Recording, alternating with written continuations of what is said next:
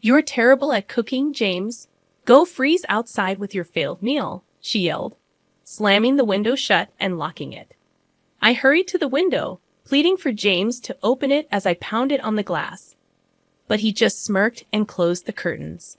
The cold started to creep in, and I began to shake. My body, warm just moments ago from the heater, was quickly losing its heat. What will happen if it stays this cold? Even my baby inside me. I was about to faint from the freezing cold when someone suddenly reached out to help. Are you okay?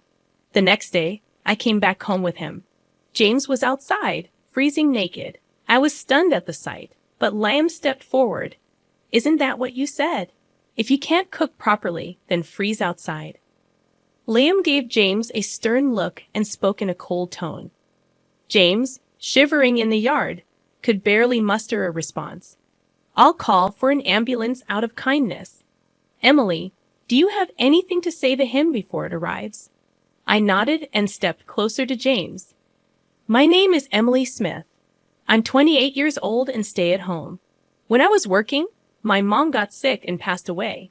Then, my dad suddenly died from a heart problem. I was left all alone since I'm the only child. It was really hard being by myself, but I kept busy with work. Emily, are you okay? You seem stressed. During that tough time, my husband James was there for me. He comforted me when I felt sad and alone. Eventually, we fell in love and got married after dating for a few years. We're so happy to have such a wonderful woman in our family, my in-laws said. James, you've brought home a great lady. After our wedding, I moved in with James' family, and we all got along great. Emily, I saw a new cafe near the train station on TV. Let's check it out sometime, James suggested. Sure, I'd love to. I especially bonded with my mother-in-law, and we made it a tradition to go out for a meal once a week. I also connected well with my father-in-law, who enjoys cooking, and we've cooked together in the kitchen a few times. I'm happy you're getting along with my family, but what about my younger brother? He can be a bit of a handful, James asked. Oh, he's fine. Liam, my brother-in-law, and I don't talk much because he works from home and stays in his room most of the time. But when I showed interest in his work, he explained it to me in detail. So, I've been getting along well with James' family. A few years later, I found out I was pregnant with James' child. Because of how bad my morning sickness was, I decided to quit my job. I think that's a good call. Don't overdo it, James agreed. Deciding to quit wasn't just my choice. I talked it over with James' family. Both James and Liam make enough money for us to live comfortably. I also have savings, and with my father-in-law working and my mother-in-law having a part-time job, quitting my job won't cause any issues. Wow, pregnant women have it easy. No work, no complaints, someone remarked. Lately, James has been complaining about me not working. But during our discussions about me quitting my job, James was actually the one who suggested it first. He said, "You're just freeloading without a job, acting all high and mighty." Who's acting high and mighty? I'm the one who always cleans up after you, I retorted. I've always been competitive, so I wanted to prove James wrong. If you had a problem, you should have spoken up during our discussions. You were the one who brought it up, right, James? Instead of complaining, focus on your own responsibilities. My parents-in-law agree with me and support my decision. James feels left out. He and Liam don't get along, so Liam never supports James. James looks down on me because I work from home. He doesn't listen to me and doesn't think I'm helpful. Liam whispered this, which is why he doesn't join our conversations. James doesn't like this, and when we're alone, he complains even more. Just because my family likes you doesn't mean you should act all high and mighty. I'm not acting that way. Everyone is just being reasonable. Even when it's just the two of us, I never used to lose arguments to James. But when the morning sickness started, I lost the energy to argue. Pregnancy isn't an illness. If you're not working, James thinks you're just lazy. I agree. Pregnancy isn't an illness, but Emily is putting in a lot of effort to nurture another life. That's hard work in itself, Liam acknowledged. Liam started helping out too. Whenever James complained to me, Liam would step in and tell his parents. While James got scolded by them, Liam took care of me. At this rate, it's hard to tell who the real father is, I joked, rubbing my belly. With my in-laws keeping an eye on things, I hoped James would eventually change. Until then, I kept trusting him. Oh, James isn't back yet? No, not yet. Suddenly, James started coming home late all the time. He claimed it was because of overtime, but I wasn't sure if that was true. Even on his days off, he'd say he was working late or got called in unexpectedly and wouldn't come home at all. I began to suspect James was cheating, and so did his parents. We tried to gather evidence together, but it was tough to catch him in the act. He always seemed to be at the office, and we couldn't find any evidence of him seeing another woman. Well, we can't really know what's going on inside the company, his parents said. I asked one of his coworkers, but she said everything seemed normal. Hey, Emily, take it easy, she told me. My morning sickness got so bad that I couldn't do any housework. But my father-in-law cooked, my mother-in-law helped with other chores, and Liam pitched in, so everything was okay. You should be ashamed of yourself. Lying around all day, not doing any housework, even though you're a homemaker? Why are you even here? James, who had seen his parents doing chores, woke me up one night just to say that. When I looked upset, Liam replied, "That's rich coming from someone who's not pulling his weight as a husband. Every time you challenge me, even though I'm the eldest." Well, you're not exactly the role model type of brother. You've always been a bit of a know-it-all, Liam retorted. The argument between the brothers escalated, almost turning physical, before their parents stepped in to stop them. After hearing what happened, their parents scolded James, saying, "That's enough. Do whatever you want." "Wait, James, where are you going without talking to me?" James left without a word. "I'm really sorry about that.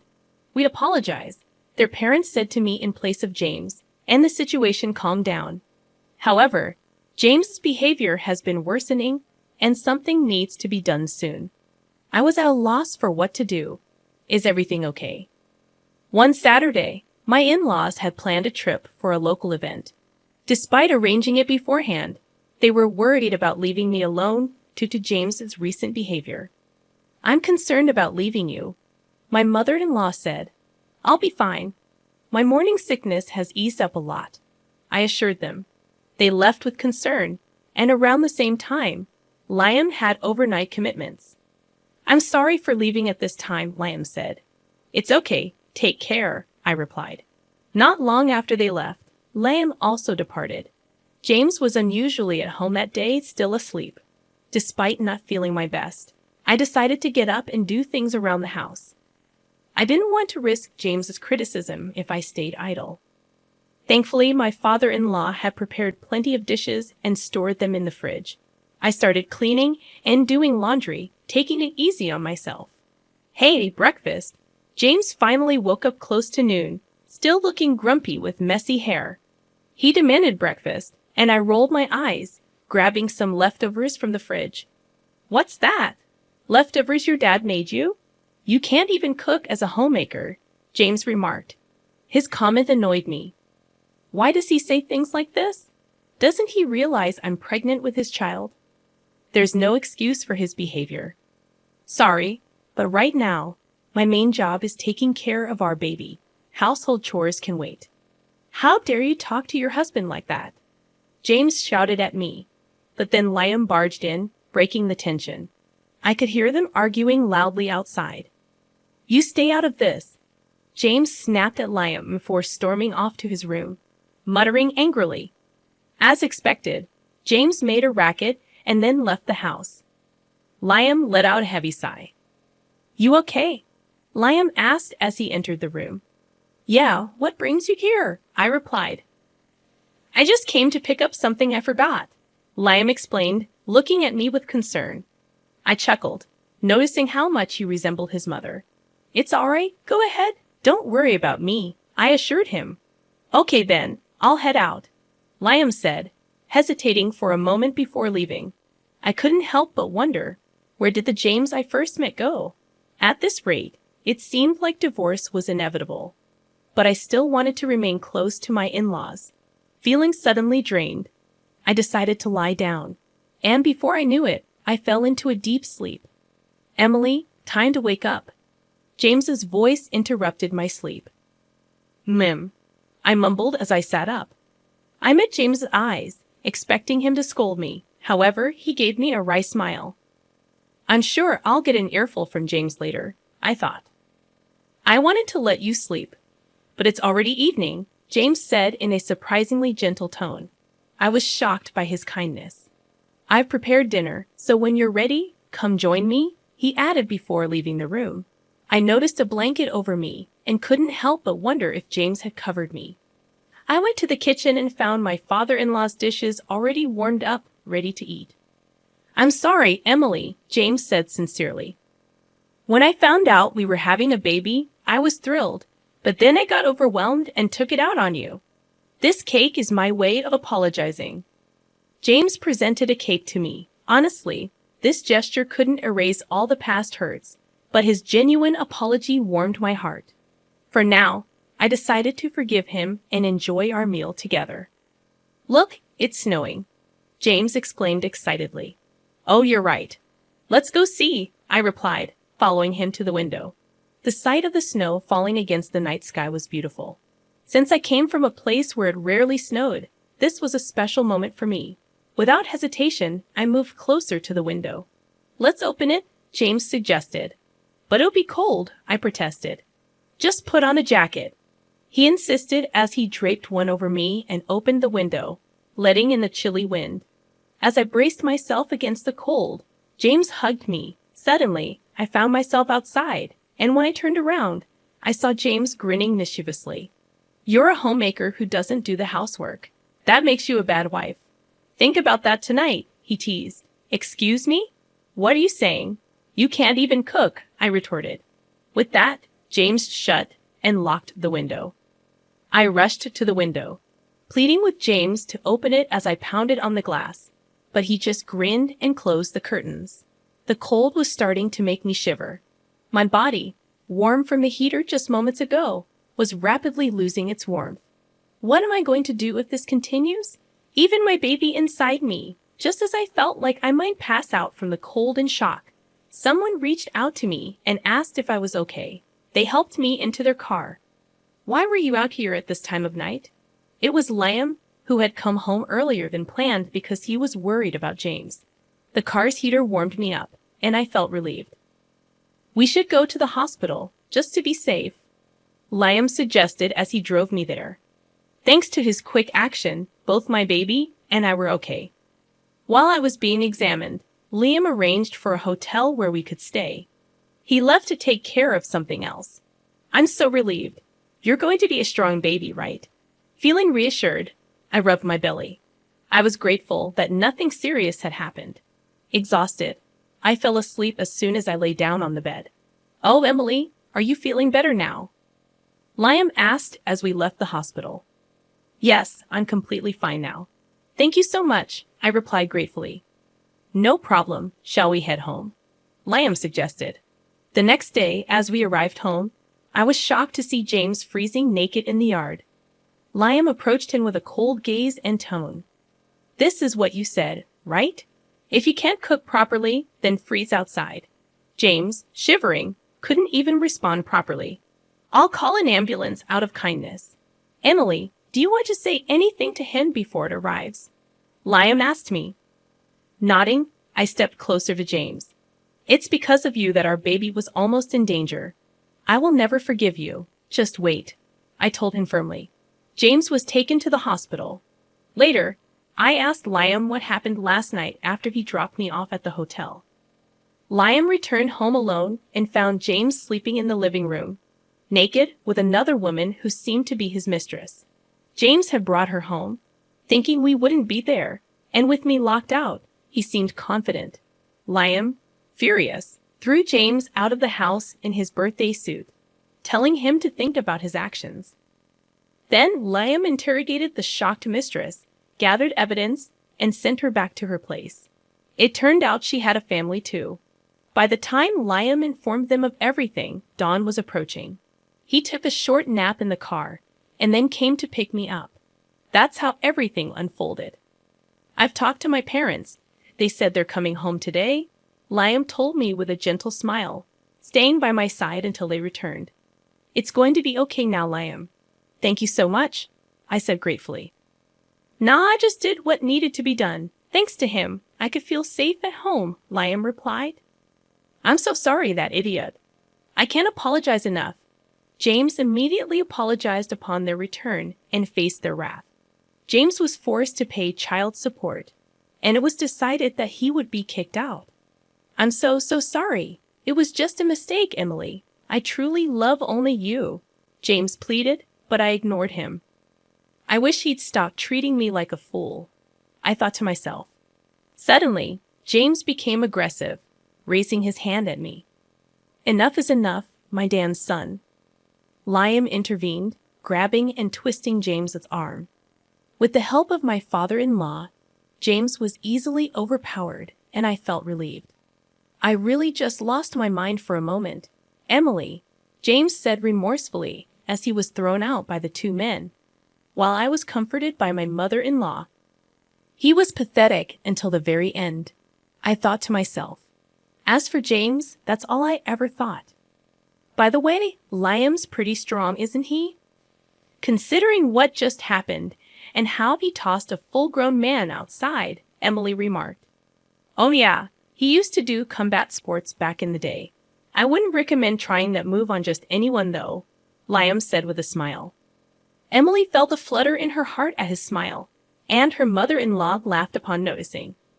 With such good looks and strength, it's surprising he doesn't have a girlfriend, her mother-in-law teased. Liam bashfully looked away, which Emily found endearing. From then on, Emily decided to stay and be cared for in her in-laws' home since she had no other family or reliable person to turn to. If you'd allow, I'd love to hold your baby, her mother-in-law said. Of course, anytime, Emily replied. Right now, the four of us are eagerly awaiting the birth of my precious baby, Emily thought to herself. Talking to Liam, Emily found out that James the Fair was with a junior from his office. No wonder she wouldn't spill the beans when asked, Emily thought. The two of them were sneaking around and getting cozy at various spots. Once I reported it to the junior's husband, he did a thorough investigation. With that evidence, my divorce process went smoothly. Both of them got fired for fooling around during work hours and for claiming their dates as business expenses, Emily recounted. Thank you for all the help, Emily said to Liam. Well, it's only natural to want to help someone you love, right? Liam replied, his face turning beet red. Wait, what? Emily was surprised, and both of them blushed. Then Emily found out that Liam had feelings for her for a long time. I always thought I should hide these feelings, Liam confessed. I never imagined he felt that way about me, Emily thought. Honestly, I'm not ready to be in a relationship like that right now, Emily said. I understand, but if you can wait a bit, I want to explore these feelings, Liam said. Emily smiled, and Liam smiled back happily. I'm going to do everything I can to make you see how much I care, Liam declared. Okay, I'll be ready for that, Emily replied. Liam's parents overheard their conversation during dinner, which was really delicious. Looks like Liam has a girlfriend now, his mother teased. Liam blushed and responded playfully. Both his father and I laughed at that, Emily remembered. Afterwards, I gave birth to our lovely daughter right on time, Emily proudly shared. She's so cute. Congratulations. She looks just like Emily, adorable, Liam's parents said. I don't want to let her go, Liam said happily, embracing his role as a father. Years later, I happily married Liam again, and our daughter calls him Daddy. Liam adores her, Emily remembered fondly. I think our next child will be a boy, Liam guessed. Yeah, that would be cool if he's like me. But having a boy who looks like you would be awesome too, Liam added. I'm pregnant with our second child now. Our daughter is thrilled about becoming a big sister, Emily said happily. We're all thinking of names together. It seems like our daughter's suggestion might win, Emily laughed. I'm going to make Emily our daughter and the new baby happy, Liam promised. Don't forget about yourself in that promise, Emily said with a smile. We're planning to live happily ever after, all 6 of us together, having fun and getting along. That's our plan, Emily concluded. We can't wait to go out together as a family once the new baby arrives.